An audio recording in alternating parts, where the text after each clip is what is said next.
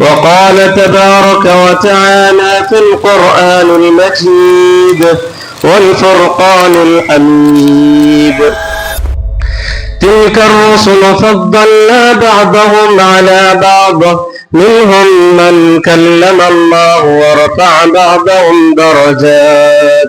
اگر ہم یہ چاہتے ہیں کہ پیارے نبی صلی اللہ علیہ وسلم سے سچی محبت ہو اور اللہ کے نبی صلی اللہ علیہ وسلم کی شان ہم جاننا چاہتے ہیں تو کلام پاک قرآن مجید کو پڑھنا ہوگا اور اللہ تبارک و تعالی جو تعریف بیان کی ہے اسے سننا ہوگا. یاد رکھو دنیا میں جتنے بھی لوگ آئے وہ علماء ہو، محدثین ہو، فقہاء ہو، شعراء ہو، بلغاء ہو، جتنے بھی لوگ آ کر پیارے نبی صلی اللہ علیہ وسلم کی شان بیان کرنے کی کوشش کریں، اللہ کے نبی صلی اللہ علیہ وسلم کی وہ شان بیان نہیں کر سکتے جو اللہ تبارک و تعالی عرش والے نے بیان کیا ہے. تو اس لیے ہم بلا غلو کسی کے بڑھاؤ کسی کے نہ تحقیر کرتے ہوئے پیارے نبی صلی اللہ علیہ وسلم کی وہی شان ہم بیان کریں گے جو اللہ تبارک و تعالی نے بیان کیا ہے. سب سے پہلی شان، سب سے پہلی عظمت اللہ کے نبی صلی اللہ علیہ وسلم کی جو رب العالمین نے بیان کیا ہے وہ ہے وما ارسلناک. اللہ تبارک و تعالی نے فرمایا محمد الرسول اللہ، اللہ تعالیٰ نے محمد صلی اللہ علیہ وسلم کو اپنا رسول بنایا ہے. اور دوسری جگہ اللہ تبارک و تعالیٰ فرماتے وما محمد الا رسول، حصر کے ساتھ محمد صلی اللہ علیہ وسلم بھی اللہ کے رسول ہیں. یہ سب سے بڑی شان ہے، سب سے بڑی عظمت ہے کہ اللہ تبارک و تعالیٰ نے اللہ کے نبی صلی اللہ علیہ وسلم کو، پیارے نبی صلی اللہ علیہ وسلم کو اپنا رسول بنایا ہے. اور انسان دنیا میں اپنی محنت سے عالم بن سکتا ہے، اپنی محنت سے محدث بن سکتا ہے، اپنی محنت سے ڈاکٹر بن سکتا ہے، اپنی محنت سے وکیل بن سکتا ہے، اپنے پیسوں سے دنیا کی ہر بڑی سے بڑی چیز کو خرید سکتا ہے، لیکن کوئی انسان اپنی محنت سے اور اپنے پیسوں سے نبی اور رسول نہیں بن سکتا. وہ عظمت و شان میرے نبی جناب محمد الرسول اللہ صلی اللہ علیہ وسلم کو عطا کی گئی ہے. یہ پہلی شان اور پہلی عظمت ہے. دوسری چیز اللہ کے نبی صلی اللہ علیہ وسلم خود بیان کرتے ہیں کان النبی یبعث الى قومه اقوام الى قومه خاصة وبعثت الى الناس عامة. اس دنیا میں جتنے بھی نبی آئے، جتنے رسول آئے، جتنے پیغمبر آئے، وہ سب اپنی قوم کے لیے تھے، اپنے علاقے کے لیے تھے، اپنے خاص جگہ پر وہ آئے ہوئے تھے.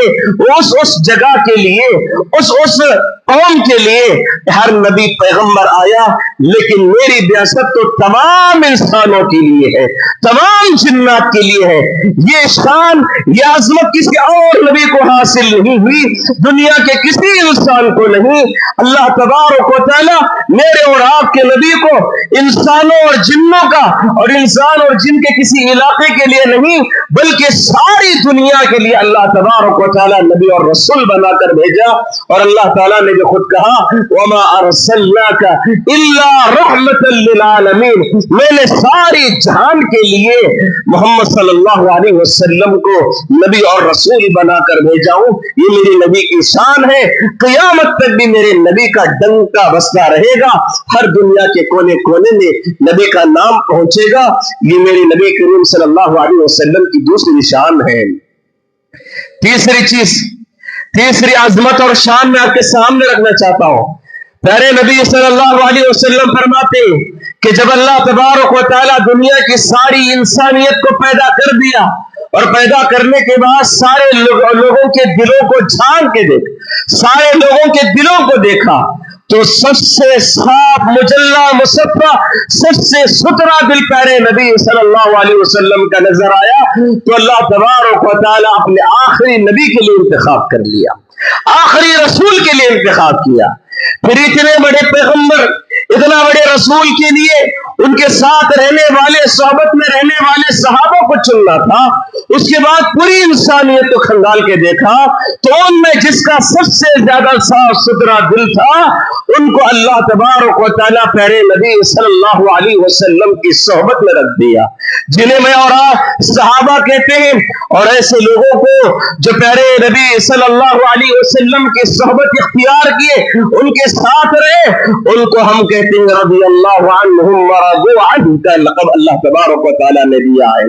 حاضرین، یہ پیارے نبی صلی اللہ علیہ وسلم کی شان ہے کہ ساری ذریت میں سب سے صاف ستھرا دل پیارے نبی کا، اور اس کے بعد جن کا دل صاف ستھرا تھا وہ میرے صحابہ کو چنا ہے۔ اور ایک اور بات تو وہ کہ نبی کے ساتھ رہنے والے صحابہ کو رضی اللہ عنہم ورضوا عنہ کا خطاب اس وقت ملے گا، صحابی کا خطاب اس وقت ملے گا جب پیارے نبی صلی اللہ علیہ وسلم کو ایمان کی حالت میں کوئی بھی انسان ایک لمحہ بھی دیکھ لے اور اسی ایمان کی حالت میں انتقال ہو جائے، اسے صحابی کا ٹائٹل مل جاتا ہے، اسے رضی اللہ عنہم ورضوا عنہ کا خطاب مل جاتا ہے۔ میرے نبی کو ایمان کی حالت میں ایک لمحے کی زیارت اللہ تبارک و تعالیٰ صحابی کا شرف نصیب کر دیتا ہے۔ یہ میری نبی کی عظمت ہے، یہ میری نبی کی شان ہے۔ اور اسی طرح چوتھی شان اور عظمت آپ کے سامنے رکھنا چاہتا ہوں، وہ یہ ہے کہ اس دنیا میں اگر کسی کی اطاعت کی جائے، اس دنیا میں کسی کی پیروی کی جائے، وہ اکیلے محمد صلی اللہ علیہ وسلم کی پیروی کرنی چاہیے۔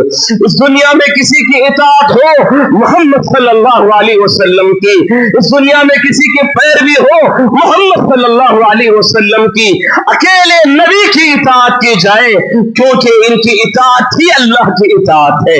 اللہ تعالیٰ نے کہا وَمَن يُطِعِ الرَّسُولَ فَقَدْ أَطَاعَ اللَّهَ وَمَن يُطِعِ الرَّسُولَ فَقَدْ أَطَاعَ اللَّهَ، جس نے رسول کی اطاعت کی گویا اس نے اللہ کی اطاعت کی۔ یہ اللہ رب العالمین کا فرمان ہے، یہ میری نبی کی شان ہے، جو نبی کی اطاعت کرے وہ اللہ کی اطاعت کر لیا۔ یہ اللہ تبارک و تعالیٰ فرما دیا ہے۔ دنیا کے سارے لوگ مل کر کسی کو بڑا بنا دے، کسی کو امام بنا دے، کسی کو اپنا پیشوا بنا دے، کسی کو اپنا سردار بنا دے، اور ساری قوم ساری دنیا مل کر اس کی اتباع کر لے، پھر بھی وہ کامیاب و کامران نہیں ہوں گے جب تک کہ میرے نبی محمد صلی اللہ علیہ وسلم کی پیروی نہ کر لے، میرے نبی کی اتباع نہ کرے۔ میرے نبی کی اتباع ہی، میرے نبی کی پیروی ہی، میرے نبی کی فرمانبرداری ہی تمہیں اللہ رب العالمین سے ملانے والی ہے، تمہیں اللہ سے قریب کرنے والی ہے۔ میرے نبی کی اطاعت کر لو، اللہ سے جڑ جاؤ گے، میرے نبی کی فرمانبرداری کر لو، اللہ سے مل جاؤ گے۔ اور تمہیں کامیابی چاہتے ہو، جنت کا راستہ چاہتے ہو، جنت کے اعلیٰ منازل چاہتے ہو، پیارے نبی محمد صلی اللہ علیہ وسلم کی اطاعت کرو تو تمہیں کامیابی ملے گی۔ اگر محمد صلی اللہ علیہ وسلم کو چھوڑ کر کسی اور کی اتباع، کسی اور کی پیروی کرو گے، ناکامی کی صورت دیکھنی پڑے گی، دنیا میں بھی ناکام، آخرت میں بھی ناکام رہو گے، اور اللہ کے سامنے ذلیل و رسوا ہو جاؤ گے۔ اس لیے محمد صلی اللہ علیہ وسلم کی اطاعت کرو۔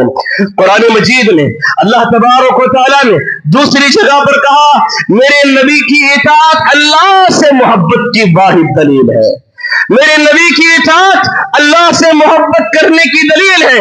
اللہ تعالیٰ نے فرمایا قُلْ إِن كُنتُمْ تُحِبُّونَ اللَّهَ فَاتَّبِعُونِي يُحْبِبُكُمُ اللَّهُ، اے نبی آپ کہہ دیجئے اگر تم اللہ سے محبت کرنا چاہتے ہو تو رسول میری اتباع کرو، یعنی اللہ کے رسول کی اتباع کرو، اللہ تم سے محبت کرے گا۔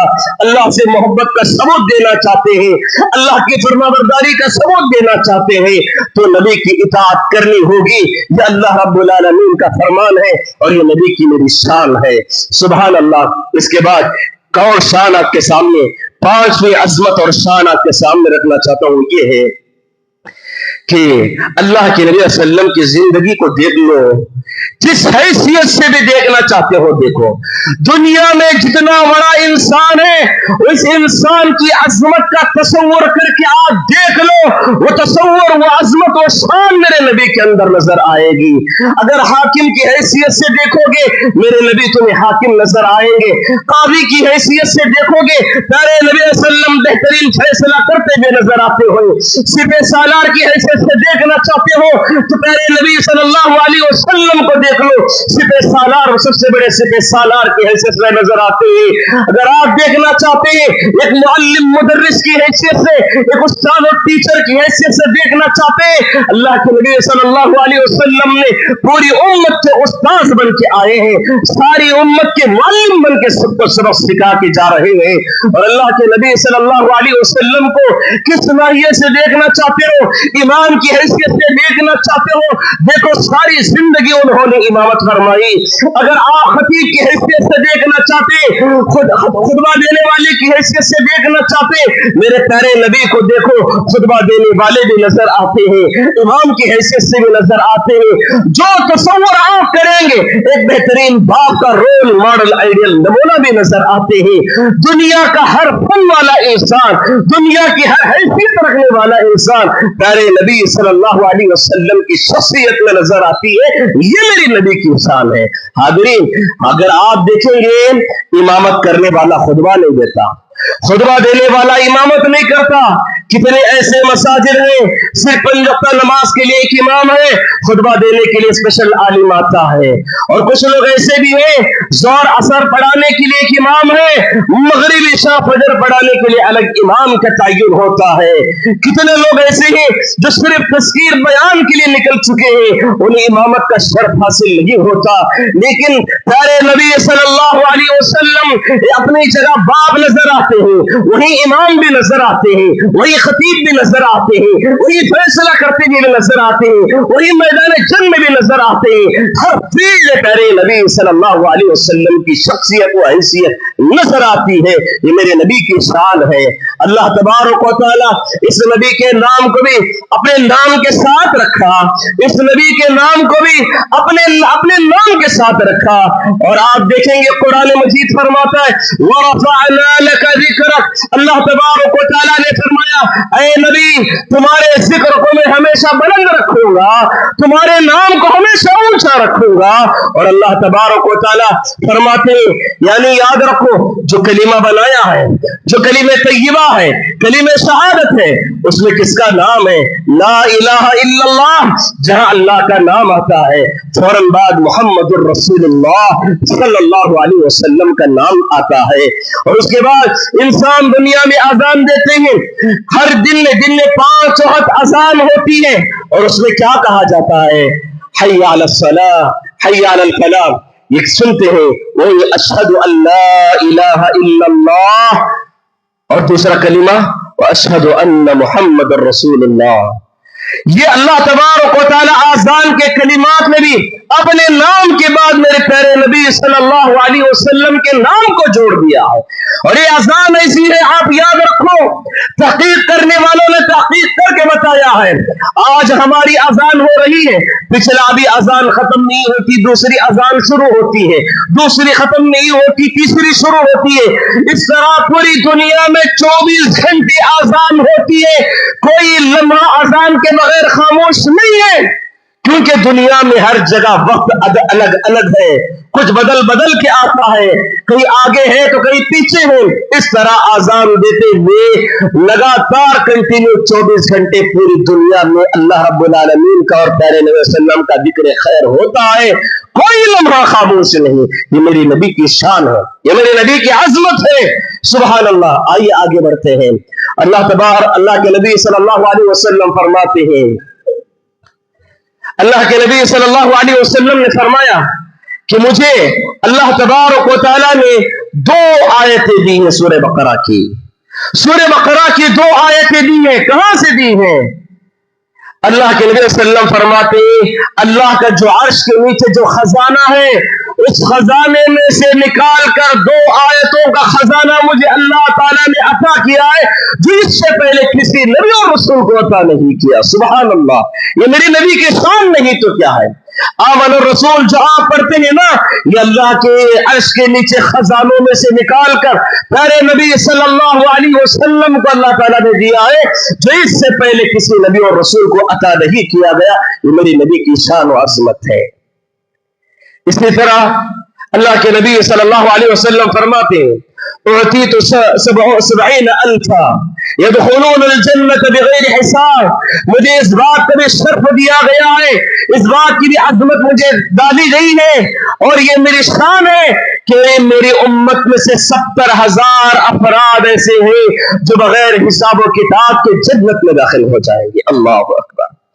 مسند احمد کی روایت اٹھا لیں, اللہ کے نبی صلی اللہ علیہ وسلم نے فرمایا, اے اللہ میری امت میں سے اور لوگوں کا اضافہ فرما دے.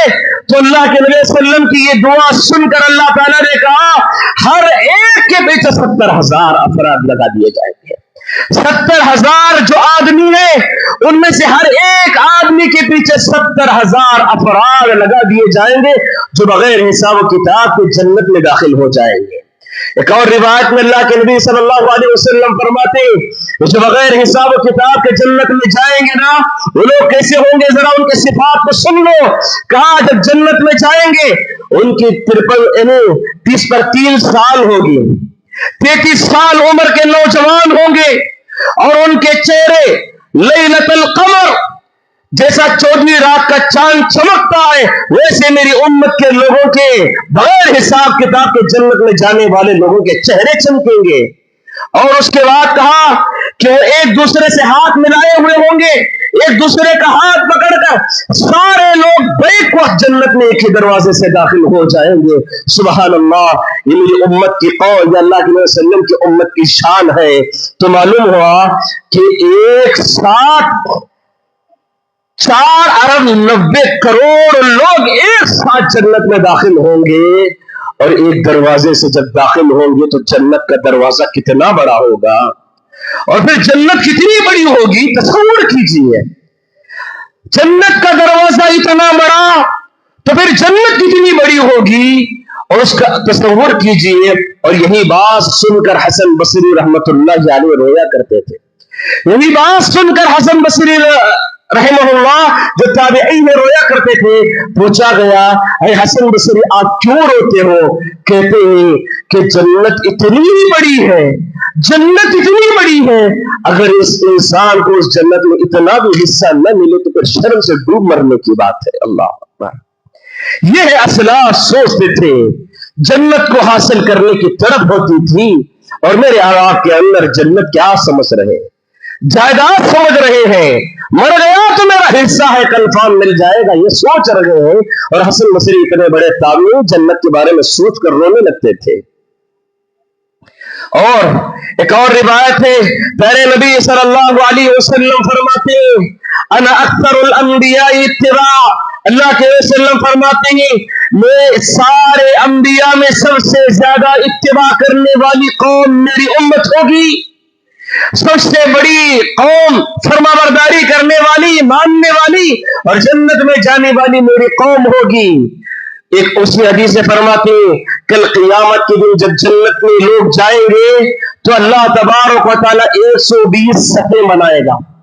پورے لوگ آدم علیہ السلام سے لے کر محمد صلی اللہ علیہ وسلم کی امت تک جتنے بھی لوگ جنتی رہیں گے, ان تمام کے کتنے صف بنائے گا اللہ تعالیٰ؟ 120 صفیں بنائے گا. اور 120 صفوں میں سے پیارے نبی صلی اللہ علیہ وسلم فرماتے 80 صف میری امت کی ہوگی. اللہ, 80 صف میری امت کی ہوگی, اور ان میں سے 40 صف جو ہوگی وہ سارے انبیاء کی امتی ہوگی. 40 صف سارے امتیوں میں سارے انبیاء کی امتی شامل ہوں گے, اور صرف میری امت میں سے 80 صف جنت میں داخل ہو جائیں گے. یہ اللہ کے نبی صلی اللہ علیہ وسلم فرماتے ہیں. یہ اللہ کے نبی کی شان نہیں تو عظمت نہیں تو اور کیا ہے. اور دوسری جن باتوں کا سہارا لے, دوسری باتیں اگر ہم سنیں گے تو اللہ کے نبی صلی اللہ علیہ وسلم فرماتے ہیں انا سید ولد آدم ولا فخر. میں تمام بنی اولاد کا سردار ہوں, تمام بنی نو انسان کا سردار ہوں, لیکن مجھے اس بات پر فخر نہیں ہے, میں فخر نہیں کرتا. انا دعوت ابراہیم, میں ابراہیم علیہ السلام کی دعاؤں کا نتیجہ ہوں. جو ابراہیم علیہ السلام نے دعا کی تھی اس کے نتیجے میں اللہ تبارک و تعالیٰ مجھے دنیا میں بھیجا ہے. اللہ کے نبی صلی اللہ علیہ وسلم فرماتے ہیں اول من ينشق عنه القبر, کہ سب سے پہلے قیامت کے دن کسی کی قبر کھولی جائے گی تو میری کھولی جائے گی. وَأَوَّلُ شَافِعٍ وَأَوَّلُ مُشَفِّعٍ, کل قیامت کے دن سب سے پہلے میری سفارش ہوگی اور میری ہی سفارش قبول کی جائے گی.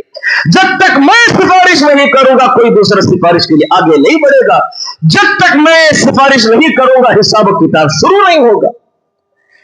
اور اس کے بعد اللہ کے وسلم فرماتے ہیں جنت کی کنڈی کو سب سے پہلے پکڑنے والا میں ہوں گا, جنت کے دروازے کو سب سے پہلے کھٹکھٹانے والا میں ہوں گا. اور کہتے ہیں کہ جنت کا دروازہ جو سب سے پہلے کھولا جائے گا وہ میرے لیے کھولا جائے گا. یہ میرے نبی صلی اللہ علیہ وسلم کی شان و عظمت نہیں تو اور کیا ہے. حاضرین, میں نے آپ کے سامنے کتنے سارے باتیں آپ کے سامنے رکھی ہیں. اللہ کے نبی کی شان عظمت ہم وہی بیان کریں گے جو اللہ اور اس کے رسول نے اپنی کتابوں میں بیان کیا ہے, کیونکہ جو اللہ اور اس کے رسول نے اپنی شان بیان کی ہے اس شان سے بڑھ کر دنیا والا کوئی انسان بیان نہیں کر سکتا. کتنے لوگ ہیں اللہ کے نبی کی شان بیان کرنے جاتے ہوئے اللہ کے نبی کی شان میں گستاخی کر بیٹھے ہیں. وہی مستوی عرش تھا خدا ہو کر اتر پڑا ہے مدینے میں مصطفیٰ ہو کر. اللہ اکبر, نعوذ باللہ, کتنی بڑی گستاخی ہو گئی. شاعر تھا اللہ کے نبی کی تعریف میں کہنے گیا اور اتنی بڑی گستاخی کر بیٹھا کہ وہ شرک کر دیا. کیا؟ وہی جو مستوی عرش تھا خدا ہو کر, یعنی عرش میں بیٹھ کے جو اللہ بن کے بیٹھا تھا وہی انسان مصطفیٰ ہو کر مدینے میں آیا ہے. یعنی مطلب یہ بتانا چاہ رہا ہے جو خدا ہے وہ محمد ہے, جو محمد ہے وہی خدا ہے. اللہ اکبر. یہ وہی عقیدہ ہو گیا جو عیسائیوں کا عقیدہ ہے. عیسائی کہتے ہیں کہ عیسیٰ ہی اللہ ہے اور اللہ ہی عیسیٰ ہے. ایک عقیدہ ان کا یہ بھی ہے. تو عیسائیوں کا عقیدہ ہو گیا. اور اس سے بہت بڑی گستاخی یہ بھی ہوتی ہے کہ جب مصطفیٰ مدینے میں اتر کر آئے تو تب تک عرش خالی تھا, تب تک عرش پہ کوئی نہیں تھا, جبکہ اللہ تبارک و تعالیٰ فرماتے ہیں الرحمن علی العرش استویٰ, اللہ تعالیٰ عرش پر مستوی ہو گیا ہے, عرش پہ رہے گا وہ. اور ہم نے کیا بنا دیا تعریف میں, اللہ کو انسان بنا دیا. اور جب انسان بن کے زمین میں آ گئے تو اس وقت عرش خالی رہا. اتنی بڑی گستاخی کر بیٹھتے ہیں. اس لیے کہا جاتا ہے اللہ نے جو تعریف بیان کی ہے وہ کرو, اس سے بڑی تعریف کوئی اور نہیں ہو سکتی. رب سے بہترین شان کون بیان کر سکتا ہے, رب سے بہترین تعریف کون بیان کر سکتا ہے. اس لیے حاضرین, میں نے آپ کے سامنے وہی شان بیان کی ہے جو میرے اور آپ کے اللہ تعالیٰ نے, جو اللہ پیارے نبی صلی اللہ علیہ وسلم نے بیان کی ہے, صحابہ نے بیان کی ہے, وہ آپ کے سامنے رکھا. آئیے, میرے موضوع کا دوسرا حصہ ہے محبت رسول صلی اللہ علیہ وسلم. اتنی عظیم شخصیت, اتنی شان والا, اتنی عظمتوں والا جو آخری نبی پیغمبر محمد صلی اللہ علیہ وسلم ہے, کیا اس ذات سے ہم سے محبت نہیں ہو سکتی؟ کیا ہم اس شخصیت سے محبت نہ کریں؟ آئیے, صحابہ کیسے محبت کرتے تھے میں آپ کے سامنے رکھنا چاہتا ہوں. غزوہ بنو المصطلق ایک جنگ ہوئی. اس جنگ کے بعد منافقوں کا سردار عبداللہ بن ابی نے کہا, عبداللہ بن ابی کہتا ہے چلو مدینے کو جانے کے بعد سب سے پہلے عزت دار انسان, ذلیل انسان کو نکالے گا. اللہ کے نبی صلی اللہ علیہ وسلم پہ گالی دی اس نے, اس گالی کو اللہ تبارک و تعالیٰ نے قرآن میں ریکارڈ کر لیا. اللہ تعالیٰ کہا یقولون لئن رجعنا الى المدینة لیخرجن الاعز منها الاذل. وہ کہتا رہا عبداللہ بن ابی مدینے کو جانے کے بعد ایک عزت دار انسان ذلیل کو نکالے گا. کون؟ عبداللہ بن ابی, منافقوں کا سردار. وہ اپنے آپ کو عزت دار کہہ رہا تھا اور اللہ کے وسلم کو ذلیل کہہ رہا تھا. قرآن نے اس بات کو ریکارڈ کر کے تھا قیامت تک رکھ دیا. پھر کہا جب یہ بات ہوئی اور مدینہ آنے سے پہلے عبداللہ بن ابی کا بیٹا عبداللہ, ان کا بھی نام عبداللہ, جبکہ وہ صحابی تھے, وہ صحابی ہو گئے, وہ اللہ کے نبی کے فرمانبردار انسان تھے. وہ مدینے میں آنے کے بعد وہاں صدر دروازہ مدینے کے مین گیٹ پہ کھڑے ہو گئے اور وہاں تلوار گاڑ کے بیٹھ گئے اور کہا کون مدینے میں آنے سے روکتا ہے, محمد کو دیکھ لیں گے. جب اس کا باپ محمد عبداللہ بن ابی سامنے آیا اور آنے کے بعد تلوار نکال کے اس کے گردن پہ رکھی, کہا بیٹے باپ کے گردن پہ تلوار رکھا ہے. کہتا ہے ابا جان آپ نے جو گستاخی کی ہے کوئی نہیں سنا ہوگا لیکن میں نے سن لیا ہے. تم نے میرے نبی کو ذلیل کہا, اور اپنے آپ کو عزتدار انسان کہا. جب تک نبی کا فرمان نہیں آ جائے گا, جب تک نبی کا حکم نہیں آئے گا, تب تک آپ مدینے میں داخل نہیں ہو سکتے, یہ میرا وعدہ ہے. اتنا کہنا تھا. وہ کہہ رہا ہے بیٹے کیا باپ کو تو اتنی محبت سے نہیں دیکھتا؟ کہتے ہیں ابا جان مدینے میں سب سے زیادہ باپ سے محبت کرنے والا میں آج سے ہوں, لیکن جب نبی کے خلاف بات آ جائے تو میں باپ کو بخشنے والا نہیں ہوں. یہ عبداللہ رضی اللہ عنہ عبداللہ بن ابی کے بیٹے نے جواب دیا. پیارے نبی صلی اللہ علیہ وسلم آئے اور آ کر دیکھے, ارے عبداللہ اپنے باپ کے گردن پہ تلوار رکھے ہو, کیا مسئلہ ہے؟ سارا مسئلہ بیان کے اللہ کے نبی آپ کی شان نے گستاخی کی ہے تو اللہ کے نبی صلی اللہ علیہ وسلم فرماتے خاموش ہو گئے. اتنے میں وحی نازل ہوئی, اور جیسے ہی وحی نازل ہوئی تو عبداللہ رضی اللہ عنہ کہنے لگے اللہ کے نبی اگر وحی کے اندر ذرا غور سے سنو, اگر وحی کے اندر میرے باپ کو قتل کرنے کا حکم آیا ہے تو وہ حکم سب سے پہلے مجھے دیجیے کہ میں اپنے ہاتھوں سے میری باپ کی گردن اڑا دوں گا. اللہ اکبر. اگر وحی میں میرے باپ کو قتل کرنے کا حکم نازل ہوا ہے وہ حکم مجھے دے دیجیے, باپ کو اپنا بیٹا ان کے ہاتھوں سے قتل کر دے گا, کیونکہ بیٹے نے ہی اس گستاخی کو سنا ہے, میں ہی اس کے سزا دینے کا حقدار بن سکتا ہوں. اللہ کے نبی صلی اللہ علیہ وسلم فرماتے ہیں کہ نہیں عبداللہ چھوڑ دو عبداللہ بن ابی کو, اللہ تعالیٰ نے معافی کا اعلان کر دیا, میں اسے معاف کر دیتا ہوں, اسے درگزر کرنے کو کہا ہے. اللہ کے نبی صلی اللہ علیہ وسلم سے صحابہ کے اندر کتنی محبت دیکھیے. باپ نبی نے شان میں گستاخی کیا ہے تو بیٹے کی تلوار باپ کی گردن پہ تیار ہے, حکم دو گردن پن سے جدا کر دوں گا, اس لیے کہ اس نے محمد کی شان میں گستاخی کی ہے. ایک اور واقعہ ابو داؤد کی صحیح روایت ہے کہ ایک نابینا صحابی جن کی بیوی سے ان کو 2 بچے ہوئے تھے. وہ کہتے ہیں کہ یہ بیوی ایسی ہے جو نبی کریم صلی اللہ علیہ وسلم کو گالیاں دیتی رہتی ہے, نبی کو برا بھلا کہتی ہے, ہجو کرتی ہے. میں نے بار بار اسے منع کیا, بار بار سمجھایا, لیکن سدھرنے کا نام نہیں لے رہی. جبکہ وہ بیوی ایسی تھی, وہ مجھ سے محبت کرتی تھی, میں اس سے بھی بڑی محبت کرتا تھا, اور اس سے ایسے 2 بیٹے تھے مثل اللؤلؤین, ایسے 2 بیٹوں کو جنم دی تھی جو موتیوں کی طرح بڑے خوبصورت تھے. اتنے بڑے خوبصورت بچوں کو جنم دینے والی عورت. اور ایک مرتبہ میں پیارے نبی صلی اللہ علیہ وسلم کی مجلس سے نکل کر اسلام آباد آیا اور وہ کہنے لگی کہ دیکھو تم ہمیشہ محمد کے پاس لگے رہتے ہو, تمہیں محمد کیا دیتے ہیں, یہاں رہو. محمد صلی اللہ علیہ وسلم کو برا بھلا کہنے لگی, جبکہ وہ اس حالت میں تھی کہ وہ حمل سے تھی. بار بار روکتے رہے, نبی کی شان میں گستاخی نہ کرو, نبی کے خلاف نہ بولو, برداشت نہیں کر سکتا.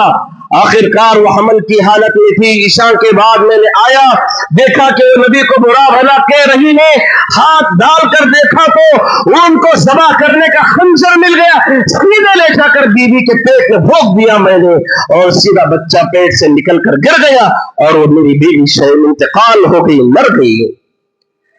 شروع کو پیارے نبی صلی اللہ علیہ وسلم کو معلوم ہوا, بلا بھیجے, سارے صحابہ جمع ہیں, پوچھنے لگے کون ہے اس عورت کو قتل کیا ہے. تو اس وقت نابینا صحابے سارے لوگوں کو ہٹاتے ہوئے آگے بڑھ کر پیارے نبی صلی اللہ علیہ وسلم کے پاس آئے اور آ کر کہنے لگے اللہ کے نبی یہ گناہ میں نے کیا ہے, اگر سزا کا مستحق ہو تو سزا دے دیجیے. اللہ کے نبی اس عورت کو, میری بیوی کو میں نے اپنے ہاتھوں سے مارا ہے, اگر سزا کا مستحق ہو تو مجھے سزا دے دیجیے. اللہ کے نبی نے پوچھا کیوں قتل کیے ہو؟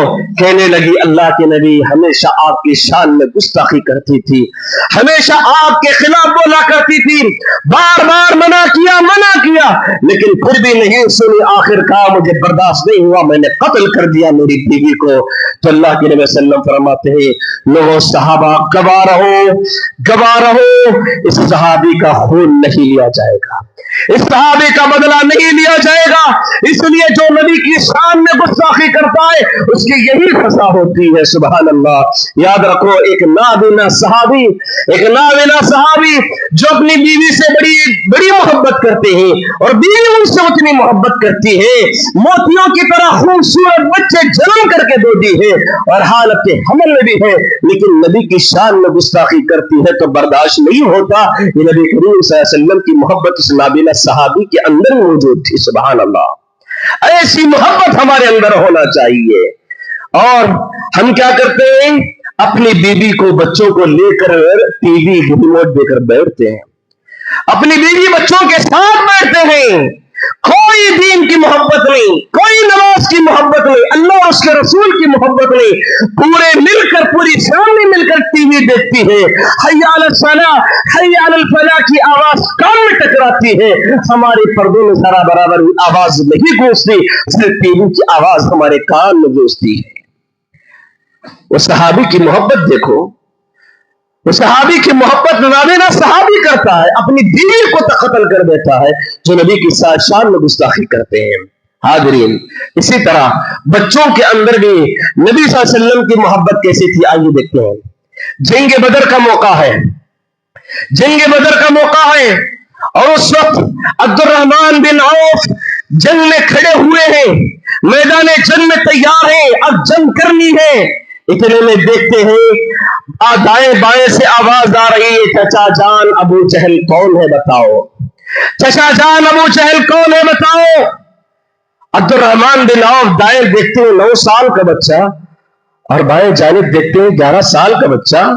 एक तरफ मुआज दूसरे तरफ मुआविज खड़े हुए हैं, दोनों छोटे छोटे बच्चे 9 व 11 साल के लड़के हैं। पूछ रहे हैं तो किसका नाम, कुफार और मुशरिकीन का सरदार अबू जहल का नाम पूछ रहे हैं। अब्दुर्रहमान बिन औफ ने पूछा, ऐ मासूम बच्चों, अबू जहल को तुम क्यों पूछ रहे हो? कहने लगे दोनों बच्चे, ऐ चचा जान, हमने सुना है अबू जहल मोहम्मद सल्लल्लाहु अलैहि वसल्लम यानी हमारे नबी को बहुत गालियां देता है, बहुत तकलीफ देता है, हमें बर्दाश्त नहीं हो रहा, बताओ अबू जहल कौन है। जैसे ही देखते हैं मासूम मासूम बच्चे अब दुश्मन का सवाल कर रहे हैं, बड़ी धूल उड़ी हुई है और जैसे ही धूल थमती है, गर्दो गुबार खत्म होती है, बीच में से अबू जहल चीरते हुए, धूल को चीरते हुए घोड़े पे सवार होकर आगे बढ़ रहा है। अब्दुर्रहमान बिन औफ कहते हैं, ऐ मासूम बच्चों, ऐ मुआज और मुआविज, देखो इस धूल को चीर के आने वाला ही अबू जहल है, नबी का गुस्ताख है, नबी को गालियां देने वाला, नबी को तकलीफ देने वाला है। इतना सुनना था, उस जंग से निकल जाते हैं दोनों बच्चे और जाकर एक दीवार के किनारे खड़े हो जाते हैं। जैसे ही अबू जहल लड़ते लड़ते उस दीवार के पास आता है, मुआज और मुआविज दोनों उस पर टूट पड़ते हैं और तलवार से हमला कर देते हैं और हमला करने के बाद अबू जहल को कत्ल कर देते हैं। अबू जहल मरते हुए भी कह रहा था, काश मुझे अबू बकर जैसी शख्सियत मारती, उमर बिन खत्ताब जैसी शख्सियत मारती, तो चलो एक कौम के सरदार को दूसरी कौम के बड़े लोगों ने मारा है, ये तो मेरी शर्म की बात है, मुसलमान का छोटा छोटा बच्चा मिलकर मेरी जान ले रहे हैं, मैं कितना शर्म, मैं कितना जलील इंसान हूं। अपने आप को कहते कहते मर गया। अल्लाह अकबर। ये बाज और मुआविज 9-11 साल के बच्चों के अंदर नबी की इतनी मोहब्बत के, नबी के खिलाफ बोलने वाले, नबी की शान में गुस्ताखी करने वाले और नबी को तकलीफ देने वालों को बर्दाश्त नहीं करते थे। मासूम मासूम बच्चों के दिल में रसूल सल्लल्लाहु अलैहि वसल्लम की मोहब्बत थी। हमारे दिल में किसकी मोहब्बत दिला रहे हैं? हमारे बच्चों को फिल्म में दिखा कर कहते हैं, बच्चे हीरो जैसे पैंट पहना है वैसे तुझे दिलाऊंगा, तू भी पहनना। बेटियों को कहती है, जैसे हीरोइन पहनती है वैसा लिबास तुझे दिलाऊंगी, सीरियल में जैसी साड़ी है वैसी तुझे शादी में दिलाऊंगी। ये सारी बातें चल रही है और बच्चों के अंदर हीरो हीरोइन की, फिल्म एक्टरों की, ऐसे लोगों की मोहब्बत बिठाई जा रही है। जबकि मोहब्बत दिलाना हो तो मेरे नबी सल्लल्लाहु अलैहि वसल्लम की मोहब्बत को उनके दिल में बिठाओ। हाज़रीन, एक आखिरी बात बताकर अपनी बात को खत्म करना चाहता हूं। ये है कि एक मर्तबा मुफस्सिरीन ने इस वाक़े को अपने तफसीरों में इमाम आलूसी रहमतुल्लाह अलैहि ने जो नकल किया है वो आपके सामने रखकर मैं अपनी बात को खत्म करूंगा। वो ये है कि हजरत आयशा रज़ी अल्लाह अन्हा के पास एक यहूदी औरत आई। एक यहूदी औरत आकर कहने लगी کہ اے عائشہ تمہارے نبی کا ذکر قرآن میں، تمہارے نبی کی خوبصورتی کا ذکر قرآن میں کہیں بھی نہیں ہے، لیکن میرے نبی یوسف علیہ السلام کی خوبصورتی کا ذکر اللہ تعالیٰ نے کیا ہے اور کہا مصر کی عورتوں نے یوسف کو جب دیکھا لقطعن ایدیہن، اور انہوں نے اپنی عورتوں نے اپنی انگلیوں کو ٹکڑے ٹکڑے کر لیا، جگہ جگہ سے کاٹ لیا ہے، ان کی خوبصورتی پر اتنا فدا ہو گئی مصر کی عورتوں نے اپنی انگلیاں کاٹ لی ہے۔ تمہارے نبی کی خوبصورتی کا ذکر تمہارے قرآن میں ہی نہیں آیا، لیکن تمہارے قرآن میں ہمارے نبی کی خوبصورتی کا ذکر آیا ہے۔ یہ بات سننا تھا حضرت عائشہ رضی اللہ عنہا کو رہا نہیں گیا۔ حضرت عائشہ کے ایک طرف تو شوہر ہے اور دوسری طرف تو نبی ہے، برداشت نہیں ہوا اور یہ تانا برداشت نہ کر سکی، فوراً برجستہ جواب دیتے ہوئے کہا لو رأینا جمال حبیبی محمد صلی اللہ علیہ وسلم لقطعنا قلوبهم۔ اے یہودی عورت سن لے، اچھا ہوا مصر کی عورتوں نے یوسف کو دیکھ لیا تو اپنی انگلیاں کاٹ لی، اگر میرے حبیب جناب محمد رسول اللہ صلی اللہ علیہ وسلم کا چہرہ دیکھ لیتی تو اپنے دلوں کو کاٹ لیتی، اپنے کلیجوں کو کاٹ لیتی تھی۔ سبحان اللہ، یہ میرے نبی کی خوبصورتی ہے، میرے نبی کی شان ہے، یہ نبی صلی اللہ علیہ وسلم سے محبت ہے کہ برجستہ جواب یہودی عورت کو دیا۔ اور اللہ کے وسلم اتنے خوبصورت نبی سے کیسے ہم محبت نہ کریں؟ یہ اللہ کے نبی صلی اللہ علیہ وسلم کی شان، عظمت اور محبت رسول کو آج کی خطبہ جمعہ میں میں نے آپ کے سامنے رکھنے کی کوشش کی ہے۔ دعا ہے کہ اللہ تبارک و تعالی مجھے اور آپ کو اللہ کے نبی صلی اللہ علیہ وسلم کی شان عظمت کو ہم سنتے رہیں، معلوم کرتے رہیں اور ایسے نبی سے دل و جان سے، اپنی جان سے بڑھ کر پیارے نبی صلی اللہ علیہ وسلم سے محبت کرنے کی توفیق نصیب فرمائے۔ اللہ تبارک و تعالی اس محبت کی دلیل اطاعت کے ذریعے سے ہم دکھانے کی توفیق نصیب فرمائے۔ اللہ کے نبی صلی اللہ علیہ وسلم کے ایک ایک فرمان پر چلنے کی توفیق نصیب فرمائے۔ اللہ تبارک و تعالی ہمارے سننے کو، ہمارے سنانے کو قبول فرمائے۔ اللہ ہمارے جمع ہونے کو قبول فرمائے۔